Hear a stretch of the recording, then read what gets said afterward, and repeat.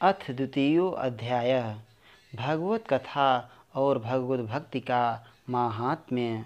व्यास उवाच इति संप्रश्न संहिष्टो विप्राणां रोमहर्षिणः प्रतिपूज्य वचस्तेषां प्रवक्तुमुपचक्रमे। श्री व्यास जी कहते हैं, शौनक आदि ब्रह्मवादी ऋषियों के ये प्रश्न सुनकर रोमहर्षण के पुत्र उग्रश्रवा को बड़ा ही आनंद हुआ। उन्होंने ऋषियों के इस मंगलमय प्रश्न का अभिनंदन करके कहना आरंभ किया। सूत जी ने कहा, जिस समय श्री सुखदेव जी का यज्ञोपवीत संस्कार भी नहीं हुआ था, सुतराम लौकिक वैदिक कर्मों के अनुष्ठान का अवसर भी नहीं आया था, उन्हें अकेले ही संन्यास लेने के उद्देश्य से जाते देखकर उनके पिता व्यास जी विरह से कातर होकर पुकारने लगे, बेटा बेटा। उस समय तन्मय होने के कारण श्री सुखदेव जी की ओर से वृक्षों ने उत्तर दिया। ऐसे सबके हृदय में विराजमान श्री सुखदेव मुनि को मैं नमस्कार करता हूँ। यह श्रीमद्भागवत अत्यंत गोपनीय रहस्यात्मक पुराण है। यह भगवत स्वरूप का अनुभव कराने वाला और समस्त वेदों का सार है। संसार में फंसे हुए जो लोग इस घोर अज्ञान अंधकार से पार जाना चाहते हैं, उनके लिए आध्यात्मिक तत्वों को प्रकाशित कराने वाला यह एक अद्वितीय दीपक है। वास्तव में उन्हीं पर करुणा करके बड़े बड़े मुनियों के आचार्य श्री सुखदेव जी ने इसका वर्णन किया है। मैं उनकी शरण ग्रहण करता हूँ। मनुष्यों में सर्वश्रेष्ठ भगवान के अवतार नर नारायण ऋषियों को, सरस्वती देवी को और श्री व्यास देव जी को नमस्कार करके तब संसार और अंतःकरण के समस्त विकारों पर विजय प्राप्त कराने वाले इस श्रीमद्भागवत महापुराण का पाठ करना चाहिए। ऋषियों, आपने संपूर्ण विश्व के कल्याण के लिए यह बहुत सुंदर प्रश्न किया है, क्योंकि यह प्रश्न श्री कृष्ण के संबंध में है और इससे भली भांति आत्मशुद्धि हो जाती है। मनुष्यों के लिए सर्वश्रेष्ठ धर्म वही है जिससे भगवान श्री कृष्ण में भक्ति हो। भक्ति भी ऐसी जिसमें किसी प्रकार की कामना ना हो और जो नित्य निरंतर बनी रहे।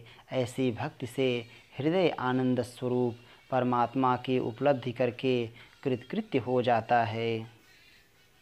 भगवान श्री कृष्ण में भक्ति होते ही अनन्य प्रेम से उनमें चित्त जोड़ते ही निष्काम ज्ञान और वैराग्य का आविर्भाव हो जाता है। धर्म का ठीक ठीक अनुष्ठान करने पर भी यदि मनुष्य के हृदय में भगवान की लीला कथाओं के प्रति अनुराग का उदय ना हो तो वह निराश्रम ही श्रम है। धर्म का फल है मोक्ष, उसकी सार्थकता अर्थ प्राप्त में नहीं है। अर्थ केवल धर्म के लिए है, भोग विलास उसका फल नहीं माना गया है। भोग विलास का फल इंद्रियों को तृप्त करना नहीं है, उसका प्रयोजन है केवल जीवन निर्वाह। जीवन का फल भी तत्व जिज्ञासा है। बहुत कर्म करके स्वर्ग आदि प्राप्त करना उसका फल नहीं है। तत्ववेत्ता लोग ज्ञाता और ज्ञेय के भेद से रहित अखंड अद्वितीय सच्चिदानंद स्वरूप ज्ञान को ही तत्व कहते हैं। उसी को कोई ब्रह्म, कोई परमात्मा और कोई भगवान के नाम से पुकारते हैं। श्रद्धालु मुनिजन भागवत श्रवण से प्राप्त ज्ञान वैराग्य युक्त भक्ति से अपने हृदय में उस परम तत्व स्वरूप परमात्मा का अनुभव करते हैं।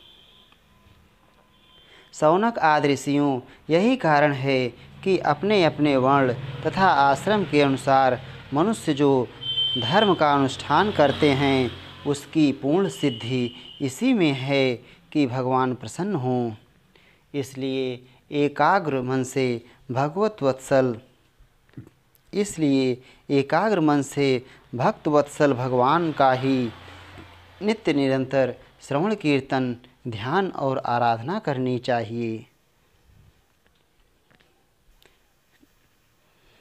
कर्मों की गांठ बड़ी कड़ी है। विचारवान पुरुष भगवान के चिंतन की तलवार से उस गांठ को काट डालते हैं। तब भला ऐसा कौन मनुष्य होगा जो भगवान की लीला कथा में प्रेम ना करे। शौनक आदि ऋषियों पवित्र तीर्थों का सेवन करने से महत सेवा, तदनंतर श्रवण की इच्छा, फिर श्रद्धा, तत्पश्चात भगवत कथा में रुचि होती है।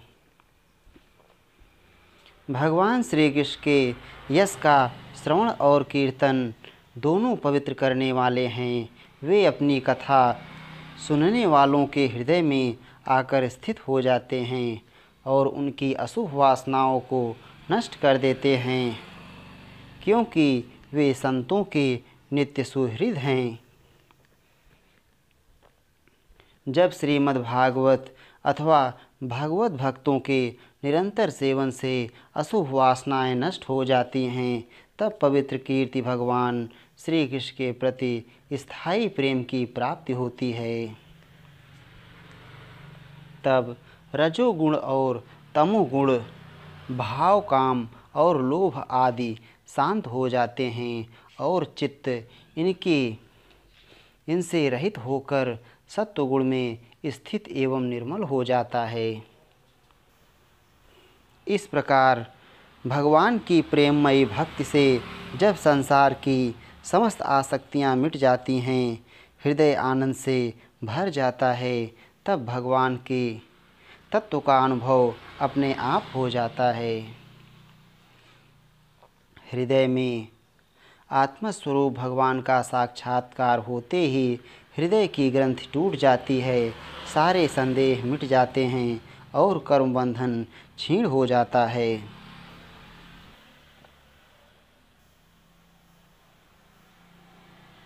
इसी से बुद्धिमान लोग नित्य निरंतर बड़े आनंद से भगवान श्री कृष्ण के प्रति प्रेम भक्ति करते हैं, जिससे आत्म प्रसाद की प्राप्ति होती है। प्रकृति के 3 गुण हैं, सत्व, रज और तम। इनको स्वीकार करके इस संसार की स्थिति, उत्पत्ति और प्रलय के लिए एक अद्वितीय परमात्मा ही विष्णु, ब्रह्मा और रुद्र ये 3 नाम ग्रहण करते हैं। फिर भी मनुष्यों का परम कल्याण तो सत्वगुण स्वीकार करने वाले श्री हरि से ही होता है। जैसे पृथ्वी के विकार लकड़ी की अपेक्षा धुआं श्रेष्ठ है और उससे भी श्रेष्ठ है अग्नि, क्योंकि वेदोक्त यज्ञ आदि के द्वारा अग्नि सद्गति देने वाला है, वैसे ही तमोगुण से रजोगुण श्रेष्ठ है और रजोगुण से भी सत्वगुण श्रेष्ठ है, क्योंकि वह भगवान का दर्शन कराने वाला है। प्राचीन युग में महात्मा लोग अपने कल्याण के लिए विशुद्ध सत्वमय भगवान विष्णु की ही आराधना किया करते थे।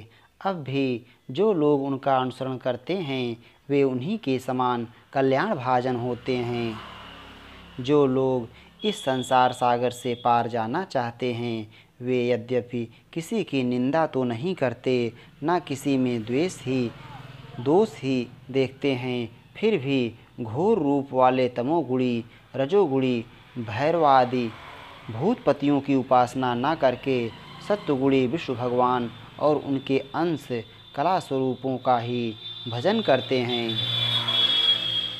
परंतु जिसका स्वभाव रजोगुणी अथवा तमोगुणी है वे धन, ऐश्वर्य और संतान की कामना से भूत, पितर और प्रजापतियों की उपासना करते हैं, क्योंकि इन लोगों का स्वभाव उन भूत आदि से मिलता जुलता होता है।